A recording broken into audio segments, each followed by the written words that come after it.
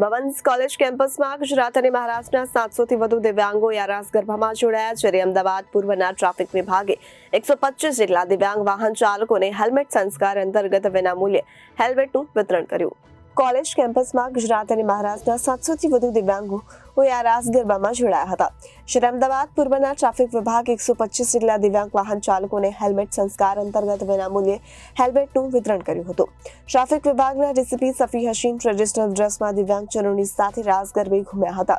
તેમજ દિવ્યાંગ વાહન ચાલકોને હેલ્મેટનું વિતરણ કરીને ટ્રાફિકના નિયમો પાડીને સાવચેતીપૂર્વક હેલ્મેટ પહેરીને જ વાહન હંકારવા વિનંતી કરી હતી. ટ્રાફિક એચ ડિવિઝનના પોલીસ ઇન્સ્પેક્ટર અશોક પટેલે સમગ્ર હેલ્મેટ સંસ્કાર કાર્યક્રમનું આયોજન સફળતાપૂર્વક કરીને સૌ દિવ્યાંગજનોને ભોજન કરાવી પ્રેમપૂર્વક જમાડ્યા હતા. પીએચએ દ્વારા રાસ ગરબાનું આયોજન સાથે હેલ્મેટ સંસ્કાર, શું કહેશો?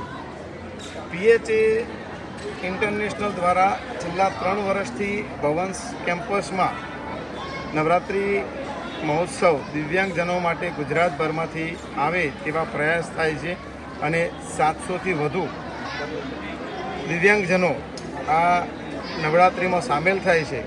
તેવા સમયે ભવન્સ કોલેજ દ્વારા પણ અને ટ્રાફિક પોલીસ દ્વારા ટ્રાફિક નિયમન ફોલો થાય તે માટેના અવારનવાર પ્રયાસ રહ્યા છે.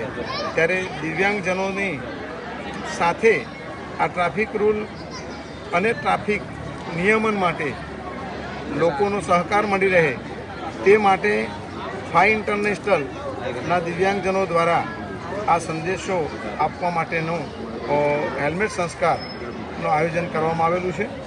અને હેલ્મેટ ધારણ કરી દિવ્યાંગજનો જે પ્રકારે પોતાનો વ્હીકલ ચલાવતા હોય છે તેમની સાથે તેમના બાળકો હોય છે તે પણ હેલ્મેટ ધારણ કરે, તેથી આ હેલ્મેટ વિતરણ કરવાનું પણ એક આયોજન કરવામાં આવ્યું છે. એ સંદેશ આપવા માગું છું કે હું એક વિકલાંગ છું છતાં પણ હું હેલ્મેટનો યુઝ કરું છું. તો દરેક નોર્મલ વ્યક્તિએ પણ હેલ્મેટનો યુઝ કરવો જોઈએ. એન્ડ હેલ્મેટ પહેરશું તો આપણું માથું સુરક્ષિત રહેશે અને આપણે સુરક્ષિત રહીશું તો આપણા ઘરના લોકો પણ સુરક્ષિત રહેશે.